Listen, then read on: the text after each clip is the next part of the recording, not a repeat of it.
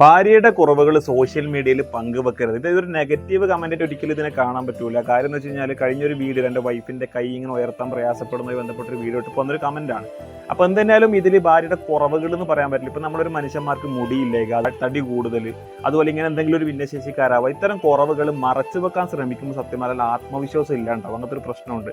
ഈ ഉള്ള കുറവുകളെ നമ്മൾ അക്സെപ്റ്റ് ചെയ്ത് ജീവിക്കാൻ, മുന്നോട്ട് ജീവിതം കൊണ്ടുപോകണമെങ്കിൽ ഭയങ്കര കോൺഫിഡൻസ് കൂടി. ഇപ്പം എൻ്റെ വൈഫിൻ്റെ കേസുകളാണെങ്കിൽ മുമ്പ് പുറത്തേക്ക് ഇറങ്ങാൻ, വീൽ ചെയർ യൂസ് ചെയ്യാൻ, ആളെ മുമ്പിൽ വീൽ ചെയർ യൂസ് ചെയ്ത് പോകാൻ വേണ്ടി ഞാൻ ഇങ്ങനെ ഇത്തരക്കാരിയാണെന്ന് ആളുകൾക്ക് മനസ്സിലാവാതിരിക്കാൻ അത് ഹൈഡ് ചെയ്യാൻ വേണ്ടി ശ്രമിച്ചപ്പോൾ ഒരു ആത്മവിശ്വാസമില്ലാത്ത ഒരാളായിട്ട് ജീവിച്ചു. പതിയെ അതൊക്കെ മാറിയ സമയത്ത് അവൾക്ക് ആ ഒരു കോൺഫിഡൻസ് വന്നു. അതായത് ഇത് ഞാൻ ഇങ്ങനെയാണെന്ന് മറ്റുള്ള മുമ്പിൽ അക്സെപ്റ്റ് ചെയ്ത് ജീവിച്ചു തുടങ്ങിയപ്പോൾ നല്ല കോൺഫിഡൻസ് പിന്നെ അങ്ങോട്ടൊക്കെ ഉണ്ടായിട്ടുണ്ട്. അതിൻ്റെ മാറ്റവും കാണാനുണ്ടായിട്ടുണ്ടായിരുന്നു.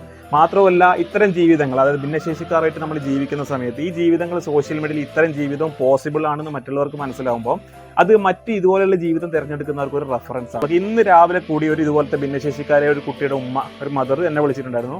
ആ പെണ്ണിക്ക് ഇപ്പം നല്ല പ്രതീക്ഷയുണ്ട്. കാരണം ആ കുട്ടിക്കാണ് നല്ലൊരു ഹാപ്പി ലൈഫ് പോസിബിൾ ആണെന്ന് ആ ഒരു ഉമ്മാക്ക് ഒരു പ്രതീക്ഷയുണ്ട്.